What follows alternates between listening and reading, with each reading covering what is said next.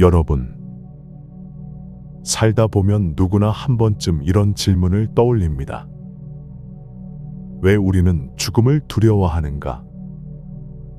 죽음이란 과연 끝일까? 아니면 또 다른 시작일까? 삶이란 죽음을 향한 여정에 불과한 것일까? 오늘 우리는 부처님께서 들려주신 두 가지 이야기 속에서 삶과 죽음의 본질을 조금 더 깊이 들여다보려 합니다. 첫 번째 이야기는 키사 고따미의 겨자씨라는 일화입니다.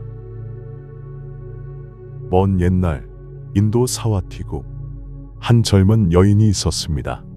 그녀의 이름은 키사 고따미.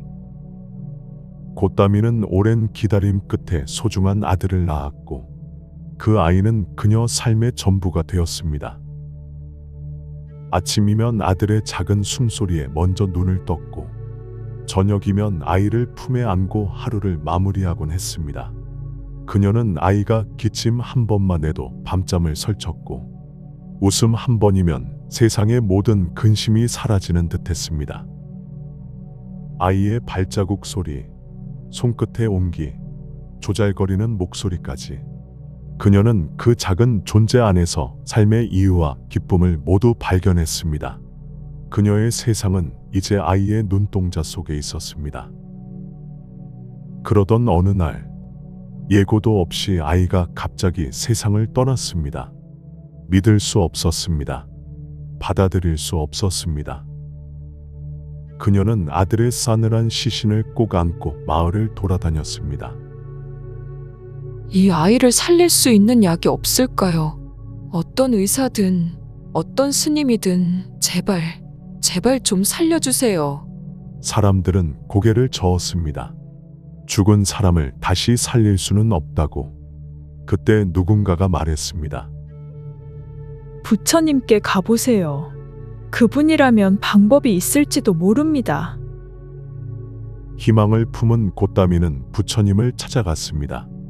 절박한 눈빛으로 간청합니다. 부처님, 제 아들을 살려주세요. 저는 이 아이 없이는 살 수 없습니다. 부처님은 그녀를 바라보며 조용히 말씀하셨습니다. 좋습니다. 내가 약을 만들어 주리다. 단 한 알의 겨자씨를 구해 오십시오. 다만 그 겨자씨는 지금까지 단 한 번도 죽은 사람이 나오지 않은 집에서 가져와야 합니다. 고따미는 곧장 마을을 누비기 시작했습니다. 혹시 겨자씨 좀 있으세요?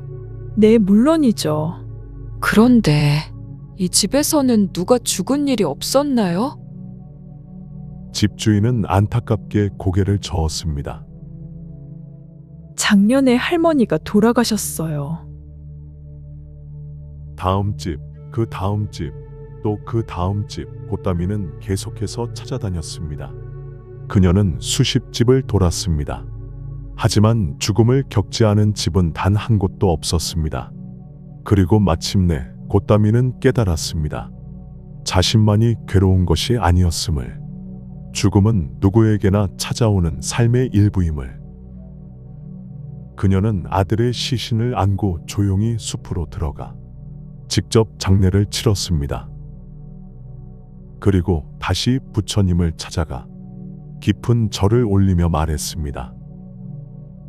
이제 알겠습니다, 부처님. 죽음은 저만의 고통이 아니었습니다. 그것은 모든 존재가 겪는 자연의 이치였습니다. 부처님은 조용히 미소 지으며 말씀하셨습니다.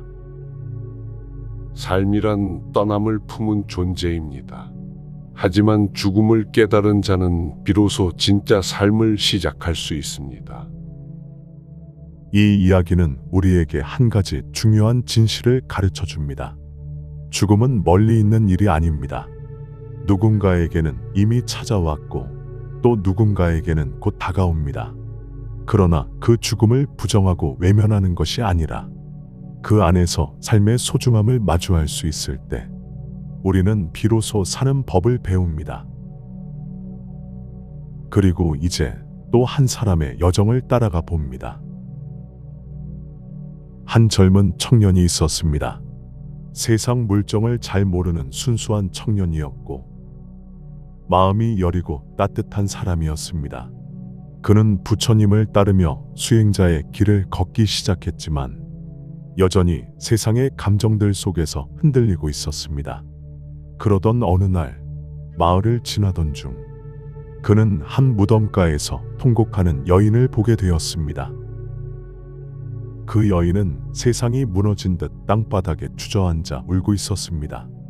그 울음은 다른 사람의 눈물과는 달랐습니다. 절망과 분노, 허탈함과 끝없는 상실이 뒤엉킨 영혼이 무너지는 울음이었습니다. 청년은 여인에게 다가가 물었습니다. 왜 이렇게 슬퍼하십니까? 여인은 눈물에 젖은 얼굴을 들며 말했습니다. 이 아이는 내 전부였어요. 남편은 전쟁터에서 돌아오지 못했고, 나의 부모님은 병으로 세상을 떠났어요. 형제도 모두 저를 두고 먼저 갔죠. 이 아이만이 나에게 남은 마지막 가족이었어요. 내가 살아가는 이유가 되어주었지요. 그런데 이제 이 아이마저 저를 두고 떠났습니다. 이젠 정말 아무도 없어요. 이 세상에 저를 기다려주는 사람도, 제 손을 잡아줄 사람도 아무도 남지 않았어요. 청년은 여인의 말에 깊이 가슴이 아팠습니다. 그녀의 고통이 너무 커 보여서 함께 눈물이 흘렀습니다. 청년은 그 무덤 앞에 앉아 한참을 같이 울었습니다. 이름도 모르는 여인을 위해 그녀가 품었던 인연의 무게를 함께 나누듯이. 그러다 그는 다시 부처님을 찾아갔습니다. 그리고 말했습니다. 부처님, 저는 오늘 한 여인을 위해 울었습니다. 그녀는 더 이상 살아갈 이유가 없다고 했습니다. 남편도 아이도 더 이상 가족이 아무도 남지 않은 그녀의 삶이 정말로 살아갈 의미가 있을까요? 부처님은 청년의 이야기를 다 들은 뒤 조용히 말씀하셨습니다. 그대가 울어준 것은 참으로 아름다운 일이니라. 그러나 한 사람의 죽음에만 머무르지 말고 그대 자신의 마음을 들여다보아라. 그 눈물 속에는 연민도 있고 애착도 있지 않는가? 청년은 잠시 침묵에 빠졌습니다. 부처님은 이어 말씀하셨습니다. 죽음을 보며 흐느끼는 것은 쉬운 일이다. 하지만 죽음을 통찰하고 그 안에서 집착을 내려놓는 것은 진정한 수행이다. 세상의 모든 존재는 태어나고 늙고 병들고 죽는다. 그 법칙에서 벗어날 수 있는 이는 아무도 없다. 그러니 우리는 이 죽음을 부정하거나 피하려 하기보다 그 안에서 삶의 본질을 배우고 지혜의 눈을 떠야 한다. 청년은 부처님의 말씀에 조용히 고개를 숙였습니다. 그리고 마음속으로 생각했습니다. 내가 그 여인을 위해 울었던 것은 단지 그녀의 고통 때문만이 아니었구나. 나 역시 두려웠던 것이다. 언젠가 나도 사랑하는 사람을 떠나보내야 하고 결국 나도 이 세상을 떠나야 한다는 사실이. 그는 그날 이후 세상을 바라보는 눈이 달라졌습니다. 죽음을 피할 수 없는 현실로 받아들이는 순간, 오히려 지금 이 순간의 삶이 얼마나 소중한지 깨달았습니다. 그리고 더 이상 무작정 슬퍼하지 않았습니다. 대신 살아있는 이들과 함께하는 하루하루를 더 따뜻하고 더 진심으로 살아가기로 다짐했습니다. 이 두 번째 이야기는 우리에게 말합니다. 남의 죽음 앞에 슬퍼하는 것은 인간적인 감정입니다. 하지만 그 감정을 통해 자신의 내면을 들여다볼 수 있다면 그것이 바로 수행이고 깨달음의 시작입니다. 죽음은 결국 우리 모두가 맞이할 길입니다. 그 앞에서 우리가 할 수 있는 일은 하루하루를 더 깊이 살아내는 것뿐입니다. 사랑하는 사람들과의 오늘을 귀하게 여기고 어느 날 마지막 인사를 하게 될 그 순간까지 집착이 아니라 자유로운 마음으로 살아가는 것. 그것이 부처님께서 전하고자 하셨던 삶과 죽음의 본질입니다. 우리는 살아가며 많은 것을 경험합니다. 기쁨, 슬픔, 성취, 실패. 그러나 그 모든 경험의 마지막은 결국 죽음입니다. 죽음은 두려운 것이 아닙니다. 그것은 마치 해가 지는 것처럼 또 다시 떠오를 무언가를 품고 있는 자연의 순리입니다. 죽음을 외면하려 하지 마십시오. 그것을 마주함으로써 우리는 삶의 소중함을 더 깊이 알게 됩니다. 법구경에 나오는 부처님 말씀입니다. 죽음을 기억하라. 그 기억이 너를 깨어있게 하고 지금 이 순간을 더욱 귀하게 하리라. 죽음을 의식할 때 우리는 헛된 욕망을 내려놓을 수 있습니다. 누군가를 미워하고 시기하고 괴로워하는 모든 불편한 마음들은 죽음 앞에선 보잘것없는 먼지와 같습니다. 모두가 무상한 것임을 알게 되니까요.